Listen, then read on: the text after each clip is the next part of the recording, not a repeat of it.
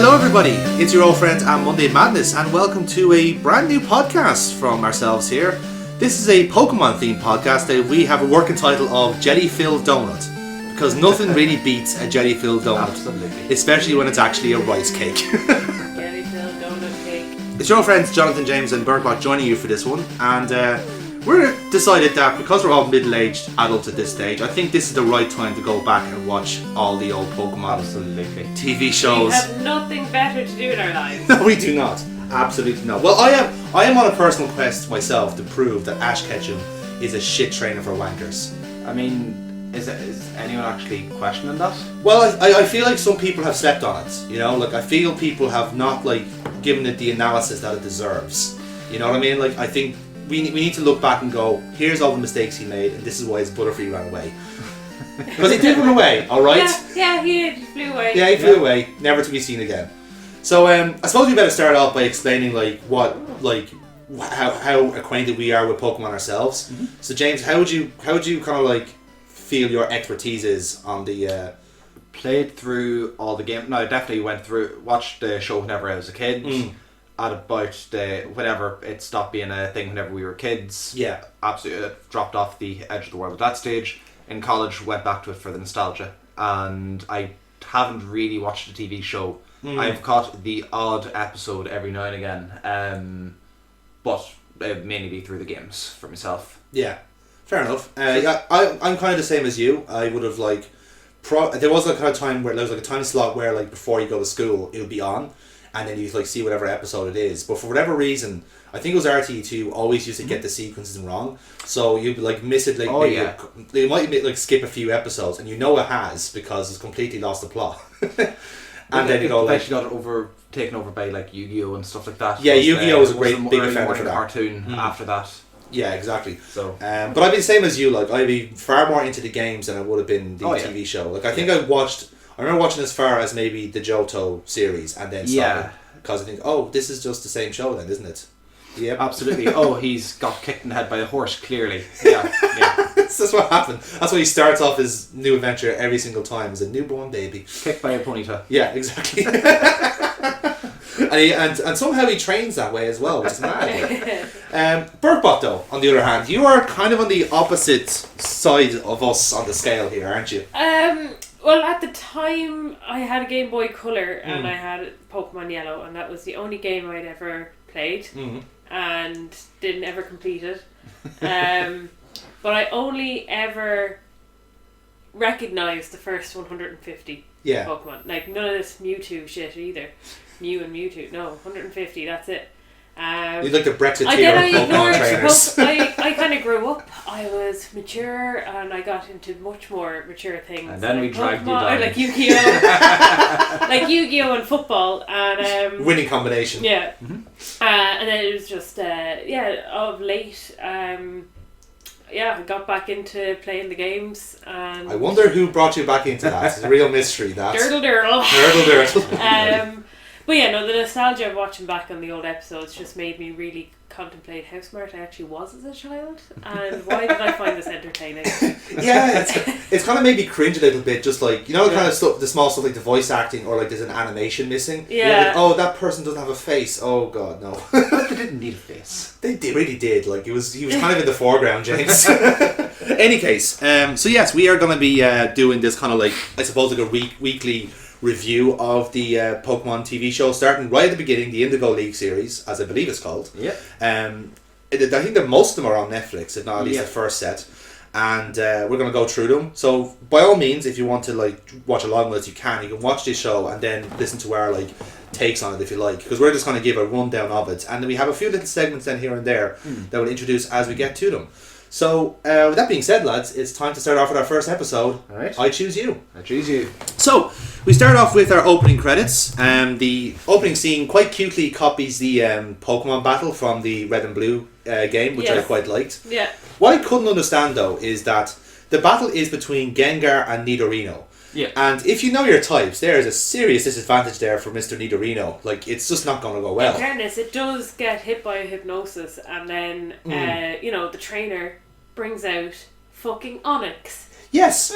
Here's the thing, though. The trainer is actually Bruno. Yep. One of the Elite Four guys. Yeah. Did they ever say who he was battling in that? Was that against Agatha or? I don't think there was anything. I presume Agatha anyway, because she'd be the ghost type expert. But I just found it weird to use Nidorino of all things. I think it was strictly because it was the callback to the it absolutely to the game, like absolutely, and then realized. I think even the writers realized, oh wait, this guy is he's the rock guy. Okay, Onyx. It's like no, not that rock guy. He's the other rock guy. Yeah, we'll fix it in post. Yeah, that's why there's only a silhouette of him, because he doesn't need to be Brock yet. Yeah, he's Bruno or Bruno, whatever. It begins with a B. It's all the same. Yeah. So yeah, we kind of see this like as it were this real life battle between the two, and as Burtbot said, you have Gengar hypnotizing Nidorino. The trainer retreats, gives it Onyx instead, and then we realize, oh, we were actually not in the stadium at all. We were just this 10-year-old kid really hyped up watching this on the TV. This was prime time. Television in this world. Fast forward 25 years-ish, and the game Sword starts off with you watching a YouTube clip of a battle. Isn't that mad, isn't it? It was kind of cute, like, I like that. I like at least in Sword and Shield, I didn't actually pick up on that until I watched the pilot. I went, oh yeah, it is the same idea. Yeah. Except because we're controlling the character in Sword and Shield, we actually know what the hell we're doing. Ash, on the other hand, does not. Yep. So, anyway, Ash is hyped up, so he thinks this is the right time to get geared up, so he puts gloves on. It's 11 o'clock at night. It's 11 o'clock at night, so that is therefore the right time to put on his shoes, put on his clothes, put on his hat, get his trainer pose ready, and then his mother ruins the whole thing. Have you ever been hyped up to go play football or something like that? You might get killed out night before just to be like, yes, I'm absolutely ready. Not at 11 p.m. I cannot forget anything, at all if I'm fully dressed going to bed. Yeah. Yes. Yeah, I think that's the logic. Because you have to break your boots in somehow. Well, he obviously knows he's going to be late, because he obviously has a habit of this, which is why the mom's trying to get him to go to bed. So he's just going to bed fully dressed so that when he does inevitably be late, he's fully dressed. But the mother comes in and ruins his whole plan. Yeah. Or is it the other way around, where because he's up so late, like she knows already, this is going to end in tears. I have to get this little freak into bed before he kicks off again. No, she didn't think to wake him up the next morning. We probably tried. Maybe she's gone to work. She's a single mother. Yeah. As far as we know. Yeah, single. Well, there are a lot of theories on that, Bert Bob, which we'll get into. God. Yeah, this is the internet. Oh, yeah, no, this is the internet. Yeah. Ash's dad is absolutely Mr. Mime. Oh, Jesus. Yeah. It makes a lot of sense. Or Professor Oak is what. Giovanni. Yeah. Professor Oak is apparently the favourite to be Ash's deadbeat dad, which kind of explains why he takes pity on this street urchin that just come in on the street. In any case, so he gets shouted at to go to bed because it is indeed 11 o'clock. Yep. So all the kind of Pokemon merch we see all around the place. Hint, kids. Buy this stuff. Yeah, well, the stuff that doesn't really exist. There was like a Pidgeotto. It did at the time. It probably did actually. Yeah. I don't remember having a Pidgeotto clock myself, in fairness, but I totally do want one now. Oh yeah, I mention it, yeah, because that would really irritate everyone in the house. So anyway, before he goes to bed though, our mom, or Delia, as her correct name is, she changes the channel to something far more boring. Educational things, as Professor Oak is explaining the three starters, which we know as Bulbasaur, Charmander, and Squirtle. So I have a question for you guys. Yeah. Which one did Squirtle. you... Really? Yeah. Squirtle. Interesting. Yeah. Would have been Charmander for myself. myself. Yeah, I'm Charmander as well. That's not to say Bulbasaur is class either, but I just like a challenge. And like it's Charmander, like I can't say no to it. Fire breathing dragon. Yeah, exactly. Like, why would you go for a turtle over? Because he's cooler and he's got sunglasses. You're not counting in the sunglasses part. Like that is an important factor in all this. So anyway, so we see the three starters. Our title screen comes up. Yep. And then we get on with the rest of the episode. So Ash is sleep talking about which start he's going to go for. So you first tries to picture Bulbasaur, and I find this funny because he knows what Bulbasaur looks like, but not what it sounds like. So you'll see Bulbasaur come up and it's walking, and you just hear blah. Oh yeah. And then he goes, I nearly thought they were going for like the original game sounds. I was hoping that was it, like. Yeah. But they just didn't get the licensing right or something. It was audio ID'd, so they had to go for free sound effects. So then he goes, okay, so he's obviously his first choice was going to be Bulbasaur. Then he goes for Squirtle. Same thing happens. So then the Dodrio in town cries because, at least some Pokemon actually have a function in the real world, as it were. And then the final one he thinks of is Charmander. And it looks like he's going to go for this one. Charmander is his pick because he tries to catch it in his sleep, and he smashes the alarm clock all across the floor. Who hasn't done something like that? Not me, in fairness. I haven't had those type of dreams in a long time. But then obviously the destruction of an alarm clock wakes him up out of his coma, and he realizes he's overslept, which is a cute little, like, it's a reference then in Gold and Silver, the start of that game, because Professor Oak oversleeps in that. Yes. So I'm just saying, like, it seems to run in the family, is what I'm getting with there. Shit. Yes. So he dashes to Professor Oak's lab in his pajamas because he's had no time. Yep. You know, because the man made him get out of his outfit, Yeah. which he was fully ready for. Like, this is all the man's fault. I'm still playing on this. yeah. Oh, She made him get undressed and get into his pajamas, even though he was fully ready. What would be better off though? Would he, like, I know he got there in his pajamas, but if he was sleeping in his clothes the night before and coming in scruffy as balls, I mean, he was already coming in scruffy as hell anyway. that's true too. Yeah, I mean, I'm just saying that it's like, I think both candidates would have been bad. Like, that's what I'm trying to say. Oh yeah. So in any case, we get to Professor Oak's lab, but our crowd has already formed, which means we might maybe a clue we may have missed the rush hour, as it were. Yep. But there's a whole lot of cheerleaders here, and they're chanting for someone called Gary, which The is actual hero of the show. the guy who knows what he's doing. Yep. So anyway, I would like to think that the show is actually, here's the small town hero going off on the adventure. Yes. And the little stupid boy who got kicked in the head as a child limping behind him. the special one we have to bring along, like, it's like, oh Gary, you're so cool. Oh, hi Ash. you still want to be a Bulbasaur? Yeah, good boy. So anyway, he has to push through this crowd of girls who they will never be attracted to him, until he's shoved by Gary Oak himself, because this is his show, this is his house. Oh my god, is Gary then his older brother? Would be, yeah, or a stepbrother. No, nephew. If Oak's Ash's dad, but Gary's granddad. Oh yeah, would be too. Yeah. Yep. Interesting. Oh, okay. Very interesting. Yeah. I like to think we've got to keep like driving that narrative whenever they two of them interact, just to see what happens. Because I don't remember half the series, so something really awkward could be on the way, and people are shouting at me right now. So anyway, Gary boasts to Ash that he's got his Pokemon. Yep. We come back to cheerleaders. And before Ash could even get like through his spiel of going like, I'm going to be a Pokemon trainer, it's like, Gary's, yeah, whatever, mate. I'm off in this like convertible and I'm never going to see you again until maybe 10 episodes later. I mean, yeah, like I said, Why does a 10-year-old have a convertible? Because he's born he's into a wealth. small-town hero. Yeah. He's born into wealth. Like, he is the grandson of Professor Oak. He is a local celebrity. Yep. Like, in the modern world, he'd already have like the He'd be like an influencer.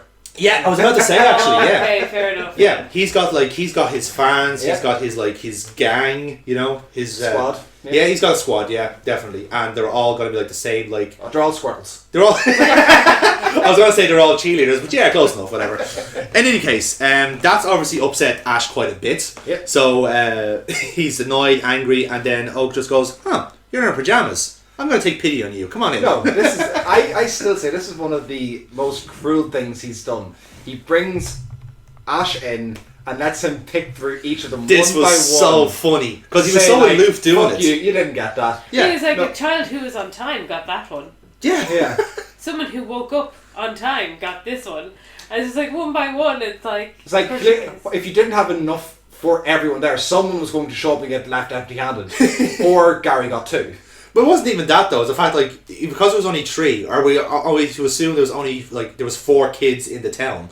So why did he only provide 3 Pokemon? It was first come first serve. Clearly, like he's the shittest Willy Wonka that's ever existed. That's clearly what's going on here. It's Like. literally like, whoever comes last gets the dud. Oh yeah, gets the problem child, which we'll get to momentarily. Oh, Does that mean that should have been Yeah. she should have gone to Gary? Or maybe If Gary was the last one to leave, Well, actually, I don't know. I can't remember which starter he does get it. In fact, because I remember does he get Squirtle? he got Squirtle. Squirtle. Okay, interesting. Because he's smart. Yeah. Well, I guess maybe based off the playthrough of the game, he decided to go for normal difficulty. Yep. Because Bulbasaur was by far the easier. Absolutely. So as we were mentioning, he gets offered 3 Pokeballs. He picks Squirtle first, nothing. Charmander second. Bulbasaur. Was Bulbasaur Bulbasaur second, yeah, and then lastly Charmander, completely empty. Again, Professor Oak is having great crack with this. Looking at this, so many puns. this poor working class peasant, this chimney sweep of a child, getting just ripped around everywhere. Yeah. And then he goes, well, actually, I do have one more I caught. Although you might not like it, so get the ball. He was also kicked in the head. Yeah. No, I think what happened was, remember like Pokemon Yellow, where you actually do go out in the grass. Yeah. You get attacked by a Pikachu. Oak catches on your behalf and go, here, take this and get out of here. Yep. I don't want to see you ever again. So in any case, this ball pops up out of the secret mechanism. It has a little lightning bolt. It's actually the secret option number 4. Yes, it was the secret ending. Yeah. So Oak says, I didn't want to give this to any 10-year-old children because it has several problems. I wanted someone experienced. It's like, I'll take it. It's like, oh, no, here we go. So, opens the ball. Out comes this big, chubby, yellow, electric mouse with a little lightning bolt tail that we learn is called Pikachu. You'll be hearing a lot more about Pikachu as time goes on. Pika! So, Ash hugs his Pikachu, which turns out to be very much the wrong answer, as he gets electrocuted for his trouble. And that is one of many mistakes he'll make this time. Again, Oak, from the greatness of his heart, decides, I found this spare Pokedex and Pokeballs. Take this and get out of my sight. Again, he had enough Pokedexes to go around, not enough Pokemon. This is what happens sometimes when you order in batch. Like, sometimes in places you can't make one, you have to make 10. And if you can't clear the 10, then you're actually just losing out. Like you're losing money then. So I can kind of see where he's coming from with that. But nevertheless, he gives Ashley all this gear, gets electrocuted again as a bear of thanks from Pikachu. For a scientist not to realise that, yes, even as he hands the stuff over to Ash, he's still going to get electrocuted because he's now completing the circuit himself. Yeah. That's not good science. Isn't it? I don't think... Maybe he's not a real professor, like. You know, like I hear, like, there's a doctor, but it's actually a doctor of history. It's just like, you're not a real doctor. What are you going to cure me with? Medieval or like Dr. science? Krieger in Archer. Exactly, His yeah. first name is Doctor. I'm a doctor. I practice medicine, mostly on cats. So anyway... He's a professor of photography, which is where he got his degree from Pokemon Snap. Yes, exactly. To be fair... It's not the worst degree to have, because based off how we play Pokemon Snap, we fucking aced that shit. Absolutely. We got some good stuff on that. We have it on our channel, by the way, if you want to see us playing Pokemon Snap. Plug! I think there's some plugs in here. I keep forgetting to do it at the end of every episode we do. So you should just work it in seamlessly. It is actually better to work it, or actually just like interject. Like I've heard a lot of podcasts where you just put the ads in and it's like, wow, that was very funny, James. You should really subscribe to DDP Yoga. That's very... Anyway, so... Ash comes out then for our next scene, and a small makeshift group has met him outside with pots and pans and like spinny things and just improvising anything he can get from Delia's kitchen. And his emotional mother leads him front and centre with his bag, and then decides she was able to rally the troops for this, but she wasn't able to wake him up that morning. Well, that's why she was busy. She was out. Yeah, she was out rallying the troops. So maybe the whole family's bad at time management. Like she was late trying to get everyone organised. And then by the time that she got to to the professor's house, the child had already run away basically to get there. Got electrocuted twice, which is terribly bad parenting at this stage. She's just like, yeah. Well, maybe she's looking at the other parent, kind of going, "You're meant to be looking after him at this stage." Really, because it's like about 10 years worth of child benefit you haven't paid, Sam. Anyway, so. He decides, so he gives him his bag and decides to unpack it in front of him. So he's got his clothes. And in front of the whole town. Yeah, hot chocolate, rubber gloves, now we know what underwear he's wearing, so that's all good. Yeah. A clothesline, which is very important, adds into the plot later on. So Ash decides to interrupt before any more stuff gets unbagged, which I think is probably at mercy at this stage, because she was going to completely show everybody what's in that bag and how easy it is going to steal from this 10-year-old child. It's good that there's no criminals in the Pokemon He's 10 years universe. old, he's fit to go out in the world on his own. Absolutely, yeah. So anyway, our mother notices that Pikachu is not in a Pokeball. That's strange. That is very strange, isn't it?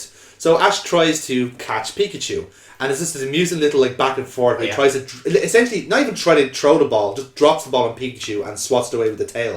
And I was wondering how long is this going to go on for? Because I could happily take 10 minutes of this, just watching this tail go. Whoop, no. I think it's like footy techers. Yeah. Keep you uppy skills. Yeah. That's one thing you can say about Pikachu, is a fantastic first touch. So anyway, keeps swatting the ball away, thinks that we're playing catch. Says Delia says the Pikachu is a little weird. Mm-hmm. Pikachu doesn't take too kindly to that and electrocutes everybody. And then we always get one tenet which we can all agree on: don't forget to change your underwear every single day, no matter what happens. every day. Every day. Every single day. Yeah. Which I guarantee. Like if you're getting electrocuted, there's got to be some leakage there. Like so, it's good. It's good practice. It is good practice, yeah. Like she's been there before with an old Pikachu, like just as she keeps under the floorboards like Hugo out of The Simpsons. If you'd never seen Pokemon, if you had no introduction to the games or anything, like you would just look at this like this child is totally inept. Yeah. And this Pokemon is a dickhead. Yeah. I mean, everyone's a dickhead in this show. Professor Oak was being a Professor dickhead. Oak, Yeah. And I'd be just like, if this was me watching for the first time as a child, I'd be like, everyone here sucks. I don't like anybody here. I love as well the fact that like that Delia Ketchum was like so clingy, but also the fact that I'm so glad he's out of the house now. Yeah. Hey, Professor Oak. Hey, Mr. Mime, get over here. I've got some cleaning to do. Wow. So Ash embarks on his journey officially, and he starts it off in right Roaring form with what we would presume to be Route 1, because that if we're following the game map. He embarked on his journey wearing a pair of his rubber gloves and pulling Pikachu along with the clothesline, which is just a wonderful visual. Animal cruelty or it's just not an animal. It's Pokemon. It's just taking your electric mouse out for a walk. That's all. It's easy. It wasn't around his neck or anything. Yeah, I just feel like you got to know you're not a good trainer if you have to resort to dragging your Pokemon around with you. It's usually a bad sign. Like I said, he was kicked in the head. This is him trying to be like gentle to animals, Yeah. So Ash does actually try to talk to the Pikachu. Pikachu is not responding at all. What I love as well, like he did this in Pokemon Yellow, where you have your Pikachu following around, and you can just turn around and talk to it. And at the start, he just goes like, "I don't like you," and then by the end, it's just like just trying to hug you all the time with love hearts everywhere. It's just, you can see the progression. It's nice. So Pikachu opens his mouth on request by Ash. And Ash realises that Pikachu can only say its name because that's how Pokemon work. No, have you ever figured this out before? Right. This is like you being given a dog. Yes. And then at 10 years old, you're like getting upset. Why can't you speak back? Why do you only say woof? This is the thing, right? Like, surely he's been watching Pokemon on TV to know that it did not like a post-match interview with a Rhyhorn, So Rhyhorn, you got hit there by a Hydro Pump. How do you feel about that? Well, I thought we had a very good performance. There was a lot of problems with the coach. I have a lot of problem with my speed. Well, no, you see, he wasn't watching the educational stuff, so this is probably what the what that Premiership match was watching at the beginning. They probably had voiceovers. Oh, that could be it. Like people paraphrasing for the Pokemon, Yes. translating. Yeah, interesting. Ash being thick as a brick, that was the Pokemon actually talking. Exactly. And speaking of Ash being thick as a brick, the Pokedex pops up to explain how Pokeballs work. And it's a sarcastic Pokedex. I wish it stayed that sarcastic the whole way. I did not recall it being so sarcastic. Oh yeah, no, it is only for the first episode. It is completely. It is for stupid trainers or something like. Yeah. Only stupid and trainers. gullible trainers. It is like Sass Master General in this episode, like. Yeah. Because like I said, we keep going on. Like Portal. What's the robot in Portal? GLaDOS. Yeah. Very similar. It should have been that. It should have been exactly that. So anyway, Ash decides, okay, plan B in terms of trying to train this thing. Takes off the gloves, takes the line off the Pikachu and just tries to trust it for once. So, on his travels, Ash finds a Pidgey, and the Pokédex gives us a rundown on what this mysterious bird is. Turns out, it's in fact a Pokemon. So, Ash tells Pikachu to go get it, but Pikachu decides not to do that and climbs up a tree instead and goes for a big old-fashioned yawn. Yep. And not enough badges to train him. Not enough badges to train him. So it means like that must make Pikachu like level 30 or something then, at least. Like Jesus, that's overpowered for a new trainer. Like you already know it's overpowered. Oh to be fair, that actually might make sense. So anyway, to end the first half of the episode, Ash threatens to catch the Pidgey himself. What could possibly go wrong? So anyway, Case, that won't be the time for the ad break, but we're not covering ad breaks on here because, there's only so much mid-90s guff that we can sell. Mm-hmm. But during the ad breaks, we of course get the old-fashioned Who's That Pokemon? Who's that Pokemon? Which we are going to do ourselves. Oh, so, shit. Who's that Pokemon?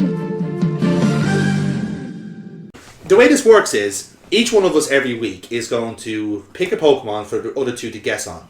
Right. So we start off with the Dex entry, and if one of us gets it right, you get full points, which in this case would be 5. Yep. And if neither of us get it right, move on then to another clue, and then another clue, until you basically run out of points. Yeah. And then nobody gets it, then you've made elusive, and we'll keep track of the points as this show goes on. Okay. Lovely. So I'm going to start off then, just to kind of prove the point, see how it works. So, this is for yourself, James and Bertbot. Yeah.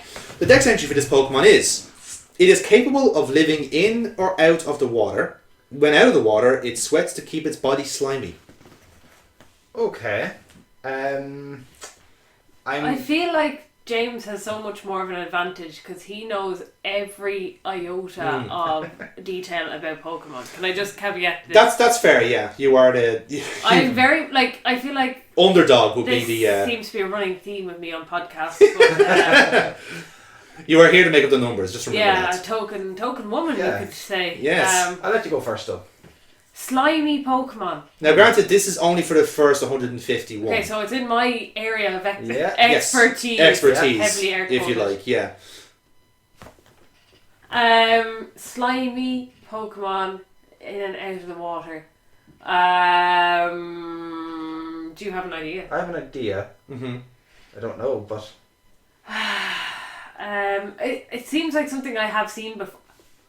It's the original is 150, so you have seen it. You have seen it, yeah. But I remember, but I just cannot think. Like, her point of reference pretty much is the Pokerap. Yeah.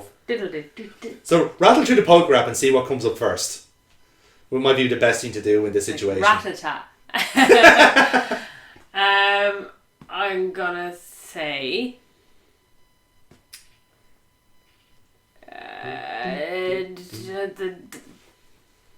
I'm seeing the shape here. She's I trying can't think of Poliwhirl. Poliwhirl, okay. Poliwrath. No, the little one. Poliwag. Yeah. Poliwag, okay. Yeah. That is pretty much what I was looking at, and I've got to go with the same family, so I'm going to say it's Poliwhirl. And I'm afraid one of you is right. The correct answer is Poliwhirl. Yes, you double guessed yourself. Yeah. Fucks. Yeah, how about that? So, there we go. Unfortunately, full marks goes to James. Yeah. Yeah. Oh, I feel like I gave him that answer. She is raging with that. You can see it in her face, like she's just transfixed on the TV. She's not even looking at either of us, just quietly hiding her rage. Yeah. So let's get back to the episode then, shall we? Before there's a row. Pokemon. I am out of swinging. range.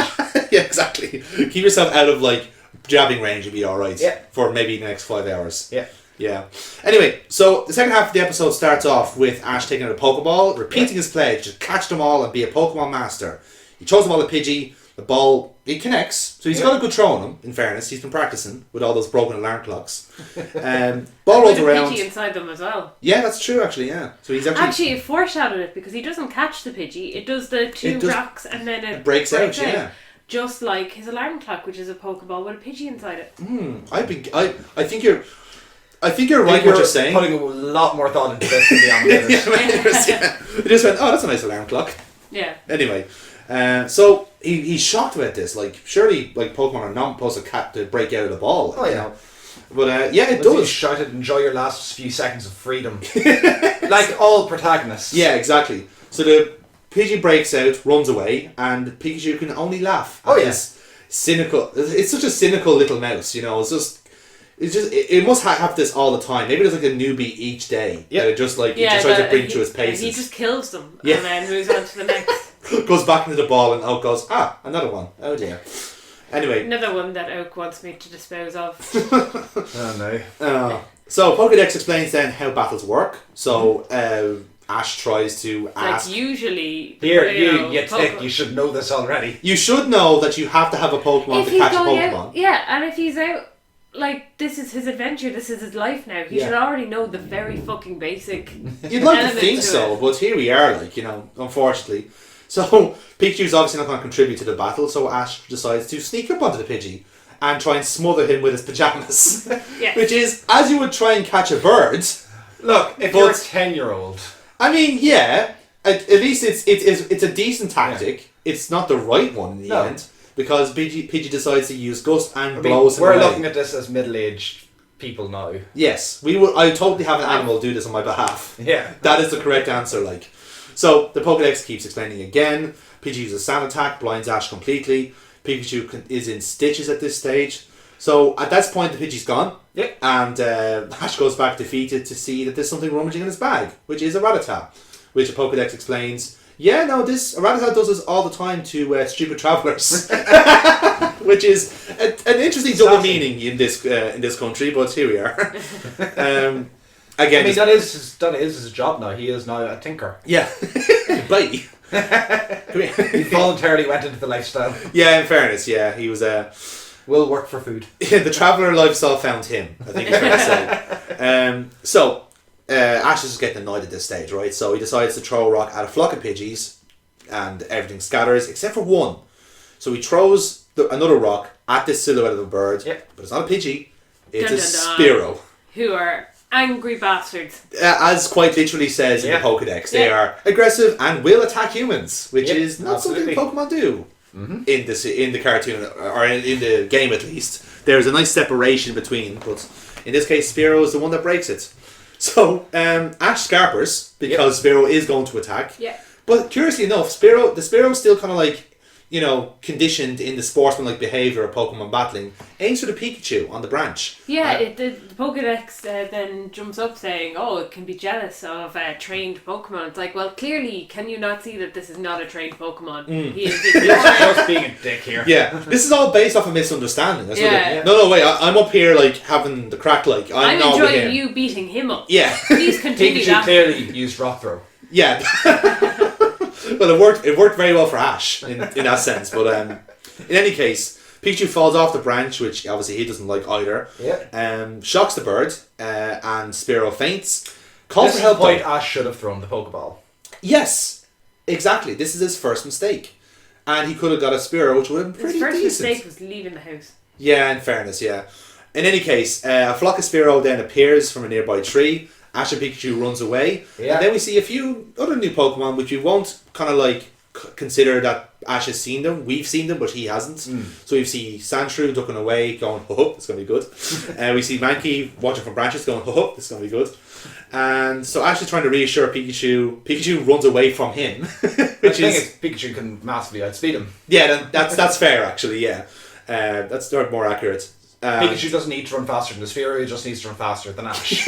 Exactly. It's like, here, you can take him. I got too much to live for. I got my own cartoon to star in. Oh, no. So anyway... I'm going to go become a detective. Bye. I'm about to be voiced by Ryan Reynolds. It's my life's dream. Danny DeVito. That works too, in fairness. In any case, the Pikachu runs ahead. The Spearows peck Ash and Pikachu, not quite to death, but Pikachu takes a tumble. It's quite injured.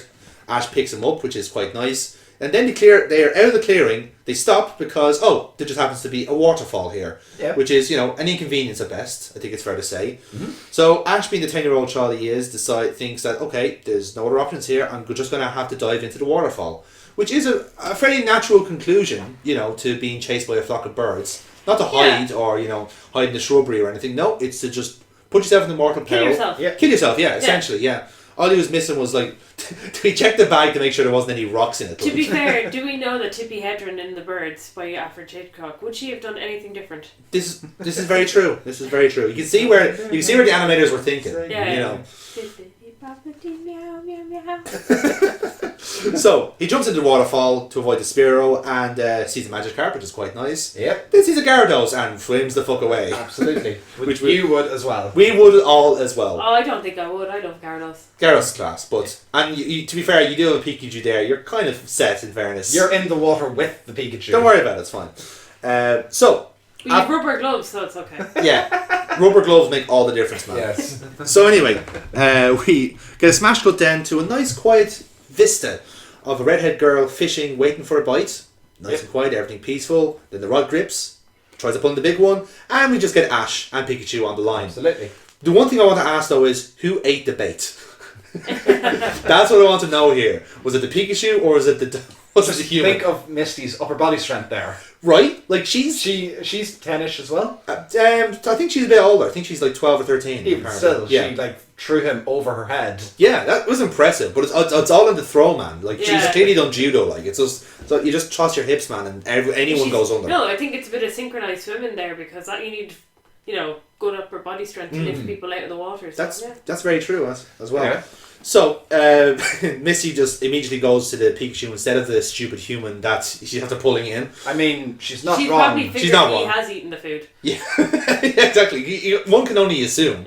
So anyway, Misty urges him to get to a Pokemon Center. We don't know that she's Misty at this stage, by the way, but it's fairly evident. Yeah. So we can see the flock of Spearow. Spoilers for anyone who hasn't seen the episode. Yeah, you really should have got onto this at this stage, but here we are. So the flock of Spearow is coming back. You can see it in the distance. Flock of Spearows, good name for a band. Would it be a flock of Spearows? I mean, they're more angry like that. It'd be a peck of Spearows, I And think. I ran so far away. More so stealing a girl's bike and cycling away, which is what Ash did. He borrowed it. You say borrow, but Yeah, but we do know from hindsight that he just never repays her. no, he never does, because He's a not. dick. He's quite a div. So as we mentioned, he steals the bike, promises to give it back someday, but it doesn't last long because Pikachu's tied in the basket. We have thunderstorms just miraculously appearing, Thunder! which is great. Thunder! I was actually kind of worried neither of you were going to do that. Just leave me completely hanging there. So it's lashing rain. Spearows gained on them, and there's a big jump in the road, and Ash completely totals the bike. Absolutely. Just buckles the thing completely. There's no salvaging it. So Pikachu's falling in front of them. It's a real traumatic, emotional scene where this cynical mouse is at death's door. In fairness, this is a story of how a 10-year-old tortured and tried to kill a mouse. He didn't mean to. It's just that he's stupid. It's different, James. Come on. In any case, I actually used to babysit a kid who accidentally killed 3 hamsters. Fun. how accidentally are we talking here? He let them run around and then he didn't know where they went and he sat down on the chair and they were inside the cushion. Oh no.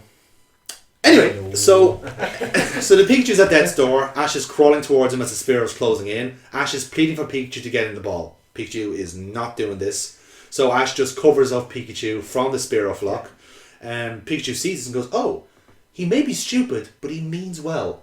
So he jumps out from underneath Ash, jumps up, leaps up, and massive, full discharge, I think is the only way to describe it. I see it differently. I think he didn't give a shit about Ash. He saw there was going to be a bolt of lightning and thought, I can supercharge myself. And he just used Ash as a jumping off point. That's true, because like I said, there's one of the most iconic scenes, I suppose, from the whole series is this freeze frame of Ash with the arms out, waiting for the Spearow to attack him, which is oh, maybe this protagonist will die early. No, it will not. Then goes, yeah, I can see where you're coming from. Maybe Pikachu wasn't aiming for the Spearow at all. He just was hungry.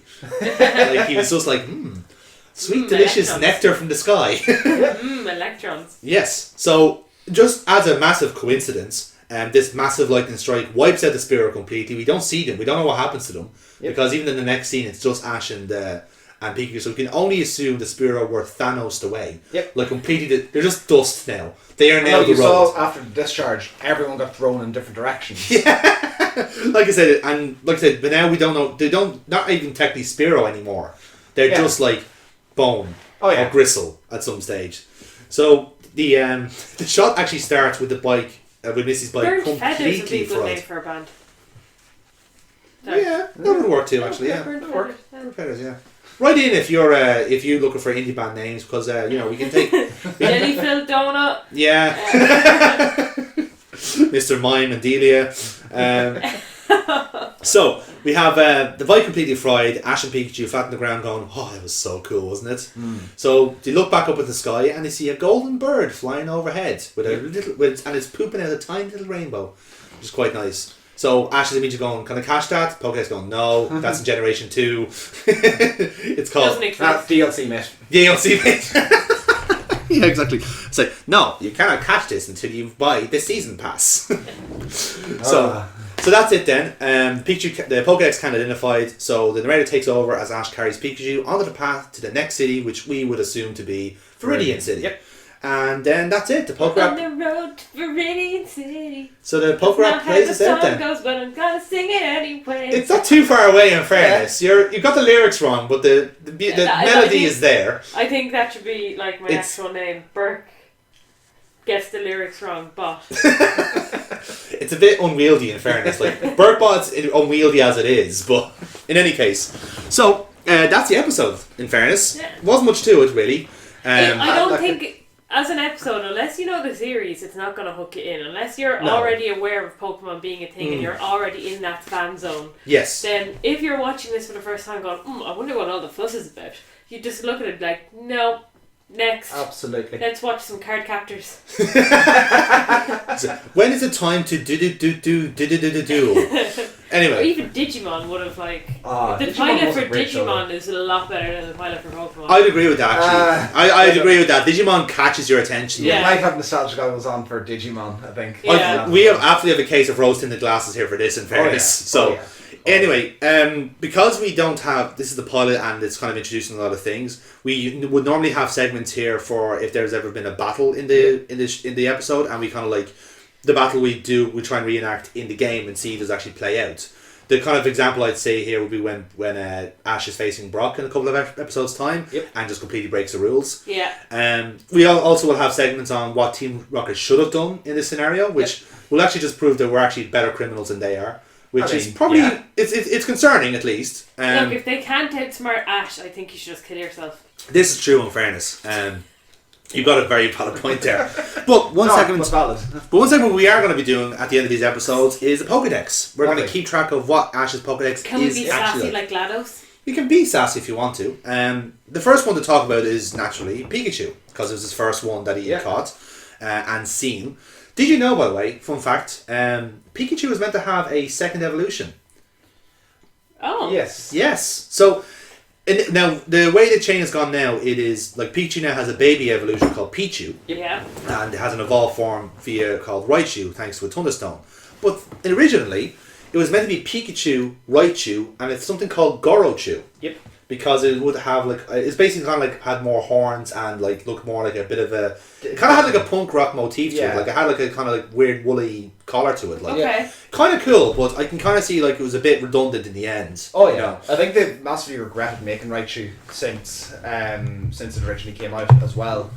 They seem to just want to give Pikachu all the extra stuff in the games. Yes. You know, your Z moves, your Mega Evolutions, and no one gives a crap about Raichu. This is the thing though, like Pikachu is like perhaps one of the most iconic mascots when it comes to like just not even outside of Pokemon, just outside of like culture Everything. generally. Yeah. Like it's in everything. Like Everyone knows a Pikachu. You could show like my 80-year-old granny and she'd know what it was.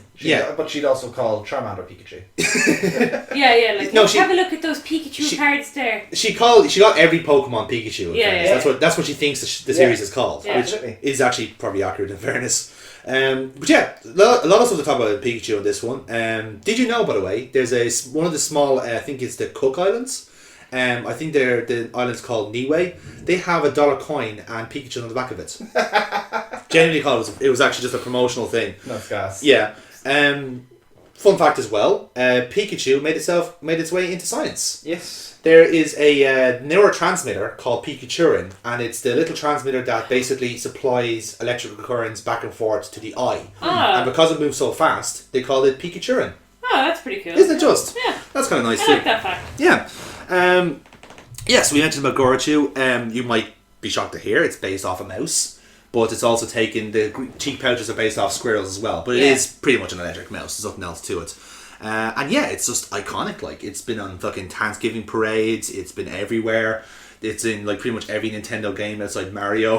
Like, it appears I feel everywhere. like the only way you could make Pikachu more iconic of the 90s is by putting it on a Pog.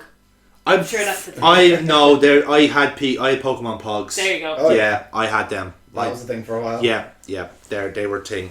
So another Pokemon that we have officially seen was Pidgey. Yes. And as you may be shocked to hear, it's based off a pigeon. Yeah. It's just a generic bird. Yep. I don't actually think like obviously you have some stuff like Pidove afterwards, which is more kind of pigeony looking. Yes. Yeah. Pidgey's more like a sparrow.